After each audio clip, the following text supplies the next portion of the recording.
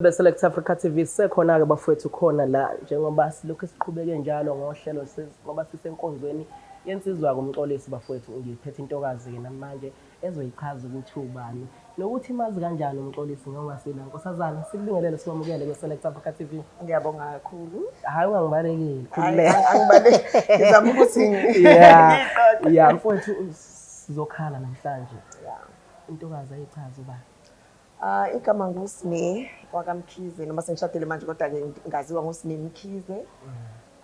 Owusomahlaya, osebenze nomxolisi kusukela ngabo 2006. Siqala singena kulo mkhakha. Kusanzima nje ikakhulukazi ngoba kwakungakabi exposed kangaka indaba zembongi nayo i-comedy. So saqala-ke nomxolisi sisebenza kusukela ngalezo zikhathi sihamba zonke iy'ndawo ikakhulukazi khona la i-birth center. So nokuba khona nje la kuyawuletha lowo moya ngoba uyazi ukuthi ila sizalelwe khona and sisebenze kahle naye kakhulu. Imisebenzi yakhe nje angesize sikhohle. Angesize sikhohle because you nje ukuthi this guy is unique. Uqhamuka nendlela yakhe and okumnandi nokusijabulisile ukubona ukuthi baningi abazaliwe ngenxa yakhe. So we are hoping ukuthi nazo lezi imbongi ekhona zifunde elikhulu and zizoqhubeka la ihambe khona. Uyayibeka Mkhize iyacaca njengoba bonke sengikhulume nabo abantu bayasho ukuthi insizwa ibinothando ibikwazi ukumukela bonke abantu bavulela izandla. Mfowethu usuku lwakhe namhlanje siyamvalelisa ungathini kubantu ekhaya? Engakusho ukuthi kulokho esikufundile kuyena njengoba usho nabaningi ngicabanga ukuthi basho leyo nto leyo ukuthi ube nothando and ube mazisa uNkulunkulu. Kulokho ngicabanga ukuthi kusifundisa lokho ukuthi noma kuthiwa umuntu onale ikhono kodwa ungaliqhelelanisi noNkulunkulu. Uhlezi uncike kuyena ngoba uyena oletha icebo noma kuthiwa fika ikhathi enzima njengoba sazi ukuthi ifile ikhathi enzima zo-COVID engasebenzeki kodwa ngenxa ukuthi umuntu beloku ebambelela uNkulunkulu bazi ukuthi ithemba lisakhona. So yilokho engakuhlolisa njengamanje. Wow, babukeli beSelect Africa TV bonke abantu abafike behlale kule situlo basho into eyodwa ngalensizwa esiphelezelayo namhlanje. Mfowethu siyathobeka kakhulu isikhathi sakho siyabonga. Ngiyabonga kakhulu. Thank you very much. Umulisi usephakathi kwethu. Uthando luyinto ejule kakhulu. Ngicabanga ukuthi ayilula. Ayifani nenzondo. Inzondo ilula.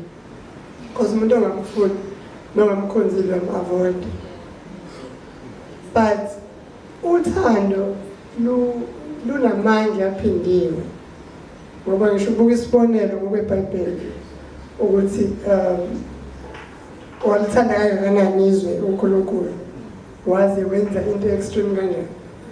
Wanikela indodana yakhe. Inxa yothando. Uthando-ke luyinto enjalo. Luyinto kodwa futhi asizwa ukuthi uMaria wahlubuka ngokuthi uNkulunkulu senze into enkulu kangaka. Wathatha the only son wanikela ngaso. Asizwa la kuvezwa khona ukuthi uMaria wahlubuka uNkulunkulu ngalokho. Ngiyangithanda ukuthi intando kaNkulunkulu mhlambe asingayivumeli ukuthi isenze isiquestion okukhona bakhe. Ngoba intando akumele izifike la esekuthenini usuhlubuka khona ngenxa yentando yomnikazi wesikhathi. Umuntu-ke ophethe ithoshi isikhathi esiningi yena usuke ehamba ebumnyameni.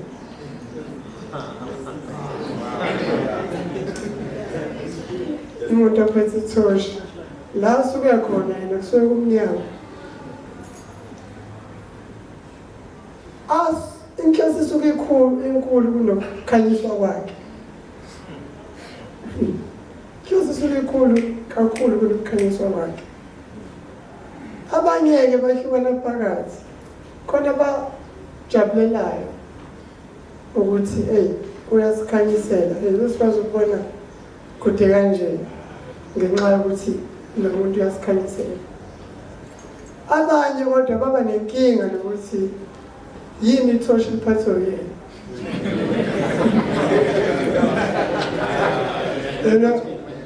izinto ezihlehlisa i-progress yini ithoshi liphathwe yilo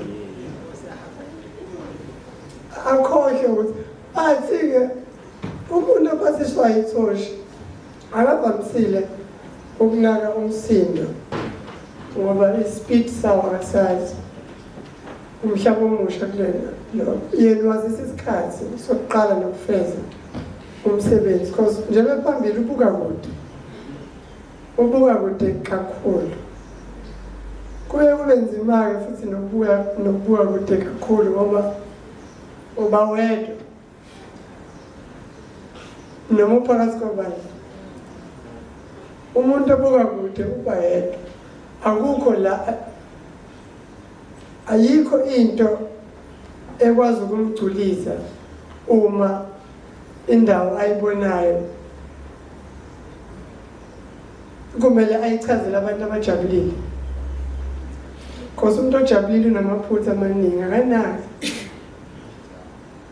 jabulile nje uzonakala shuthi mina uma ngi-happy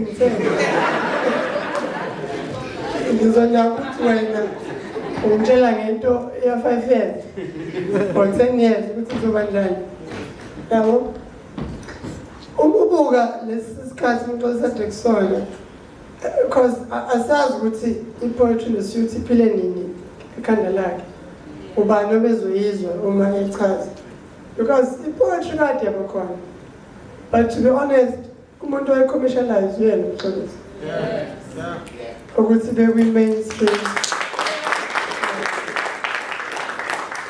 ukuthi singayi because i-poetry besazi ukuthi umuntu nje ozokugiva uvawulenuku nobibi so yena ufike wayifaka i-flavor yabo so wenza abantu bayakuthanda or abakuthandi lokho but kumuntu noma imuphi owenza uhlobo oluthize le-poetry there is a bit of him kuyena subconsciously so